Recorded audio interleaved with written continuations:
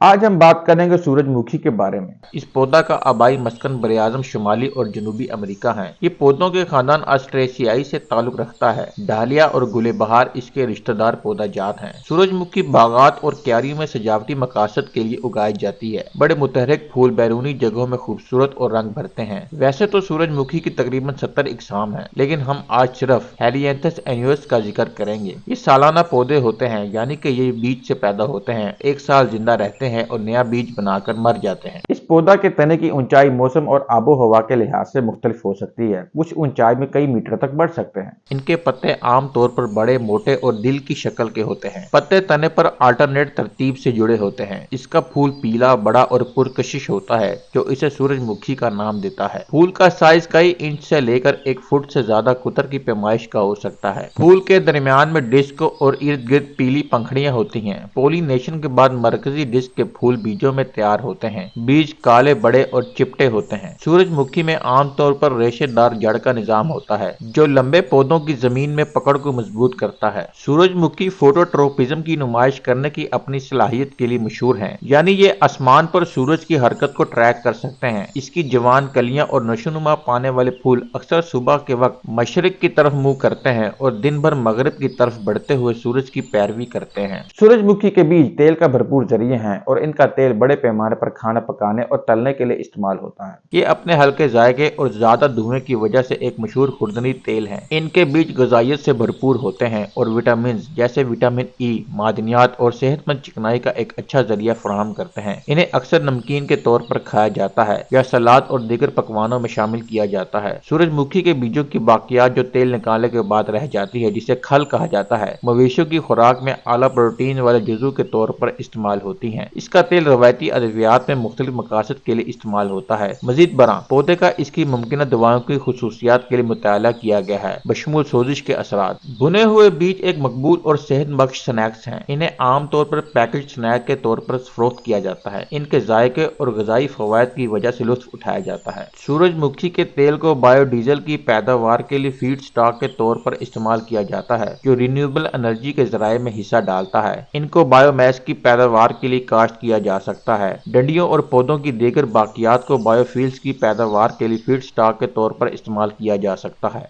सूरजमुखी में मिट्टी से भारी धातुओं को जज़ब करने और जमा करने की सलाहियत होती है। ये एक ऐसा अमल है जिसे फाइटो रेमिडिएशन कहा जाता है। ये इन्हें बाज़ हालात में मिट्टी की आलूदगी को कम करने के लिए मुफीद बनाता है। सूरजमुखी में जड़ों के गहरे निजाम होते हैं, जो मिट्टी की साख्त और ग़िज़ाइयत की साइकिलिंग को बेहतर बनाने में मदद कर सकते हैं। इनकी जड़ें कम्पैक्ट शुदा मिट्टी को तोड़ सकती हैं और पौधा जमीन की जरखेजी को बढ़ा सकता है। सूरजमुखी के फूल एक बेहतरीन नेक्टर पैदा करते हैं, जिसकी वजह से शहद की मक्खियां इसके फूलों की तरफ मुतवज्जा होती हैं। अगर आपको वीडियो पसंद आई है तो YouTube चैनल सब्सक्राइब करना मत भूलें।